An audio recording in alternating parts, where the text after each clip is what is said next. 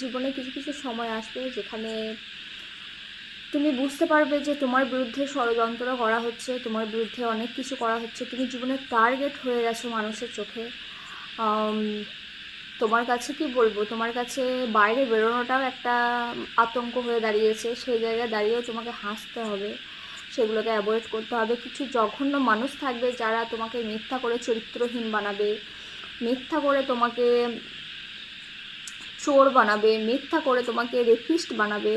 সব কিছু এগুলো শোনার পরেও তোমাকে ভালো থাকতে হবে জীবনে, এই কষ্টগুলোকে সরিয়ে ভালোবাসার মানুষটার সাথে ভালো থাকতে হবে। আর সেটাই আমরা করছি। বাট কিছু কিছু সময় আছে না, আমি বড্ড কষ্ট পাই, মানে একা হয়ে যায়, মানে কারোর সাথে শেয়ার করতে পারি না এই জিনিসগুলো।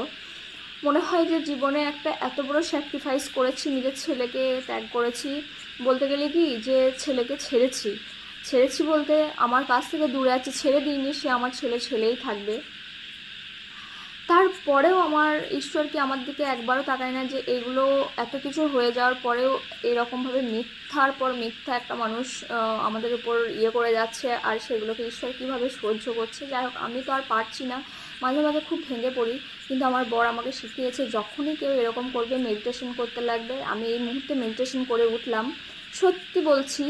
মেডিটেশন করার পর মনে হচ্ছে নতুন একটা জীবন ফিরে পেলাম। মানে এত সুন্দর একটা ফিলিংস, কী বলবো, মানে এত হালকা হয়ে গেল ব্রেন থেকে শুরু করে শরীরটা, মানে বলে বোঝাতে পারবো না। সেই জন্য তোমাদের সাথে মনে হলো যে আমি শেয়ার করি জিনিসটা, যে তোমরা যদি আমার মতো এরকম সিচুয়েশনে দাঁড়িয়ে থাকো বা কষ্ট পাচ্ছ, এরকম সিচুয়েশন তোমাদের লাইফে, সবার লাইফে আছে কষ্ট, তাহলে তোমরাও আমার মতো 1-2 মিনিটের জন্য মেডিটেশন করবে।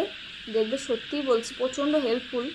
আমার জন্য তো আমি বিশ্বাস করিনি এতটা আমি রিকভারি এত তাড়াতাড়ি করে যাব, এই জিনিসটা থেকে বেরিয়ে যাব। আমি আবার পড়তে বসে পড়েছি। যাই হোক, তো চলো টাটা, দুশ্মনদেরকেও টাটা। যারা দুশ্মন তারা দূর থেকে আমাদের হাসি দেখে কান্না করবে। তো সবাইকে ভয়কে জয় করো, দুশ্মনকে জয় করো, যে ভালো থাকো। টাটা।